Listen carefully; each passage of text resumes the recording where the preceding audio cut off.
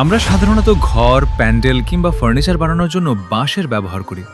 কিন্তু আপনি কি জানেন যে বাঁশ দিয়ে অ্যালকোহলও তৈরি করা হয়? সব থেকে প্রথমে এমন বাঁশ বেছে নেওয়া হয় যা পুরোপুরিভাবে পাকা। তারপর সেই বাঁশে একটি ছোট ফুটো করা হয়, আর সেটি দিয়ে ভাত থেকে তৈরি হওয়া মদ ঢালা হয়। তারপরে সেই ফুটোটিকে মাটি কিংবা মোম দিয়ে সিল করে দেয়া হয়, যাতে অ্যালকোহল বাইরে না বের হয় এবং ভিতরে কোনো পোকামাকড় না ঢুকতে পারে।